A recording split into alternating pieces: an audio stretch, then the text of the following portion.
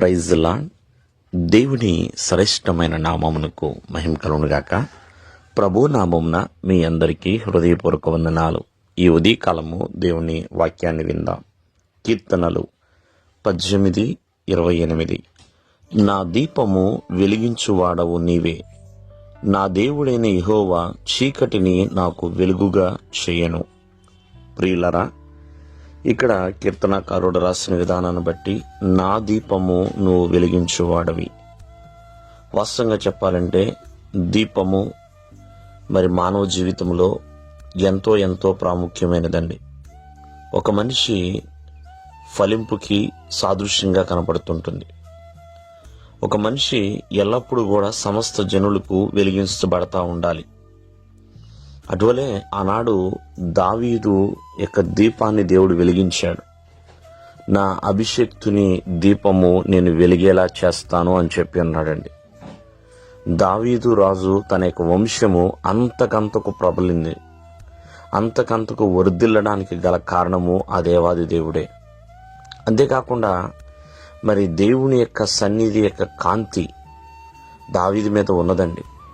అలాగే భక్తుడైన యోబు మరి తన మీద కూడా దేవుని యొక్క కాంతిని, దేవుని యొక్క వెలుగుని ప్రకాశింపచేశాడు ప్రేమైన వల్లరా. అలాగే దావీదు కూడా ఎలాగా అభివృద్ధి చెందాడో భక్తుడైన యోబు కూడా రెండంతలు ఆశీర్వాదాన్ని పొందుకున్నాడు. కాబట్టి దేవునిని నమ్మిన వారికి ఖచ్చితముగా దేవుడు వారికి ఉన్న చీకటిని వెలుగుగా మార్చువాడు. అటువంటి శక్తి సామర్థ్యాలు కలిగిన దేవుడండి. నజరుడైన యేసుక్రీస్తు వారు ఒక మాట చెప్తున్నారు, నేను లోకమునకు వెలుగై ఉన్నాను అని. ఒకవేళ నువ్వు లోకములో గనక ఉంటే, ప్రభువును గనక అంగీకరించి ఉంటే, ఆ క్రీస్తు వెలుగు నీ మీద ఉంటుందండి. ఆ వెలుగు నీకు దీపంగా ఉంటుంది.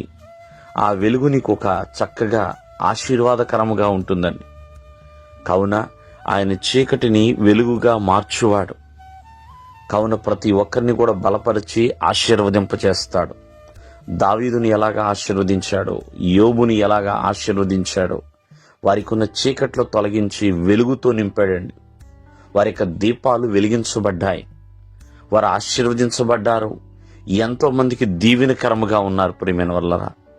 అటువలే ప్రతి ఒక్కరి చీకటిని ఆయన తొలగించేవాడు. నువ్వు అనుకుంటున్నావు చీకటి అంటే శ్రమ అని. ఆ శ్రమని తొలగించడానికి దేవుడు సిద్ధముగా ఉన్నాడండి. కావున ఆయన మాట వినేవారిగా, ఆయన ఎదుట విధేయత కలిగిన వారిగా, ఆయనకి ప్రార్థన చేసేవారిగా మనం ఉండాలి. ఎందుకంటే ఆనాడు యోబు ప్రార్థన చేస్తూ, అయా నీ యొక్క దీపము, నీ కాంతి నా తలపైన ప్రకాశింపచేయము అని ప్రార్థిస్తూ ఉంటాడు. అలాగే ప్రతి ఒక్కరు కూడా దేవా నీ వెలుగుని నా పైన ఉంచండి అని ప్రార్థించాలి. దేవుడు మిమ్మల్ని ఆశీర్వదించును గాక. ఆమేన్.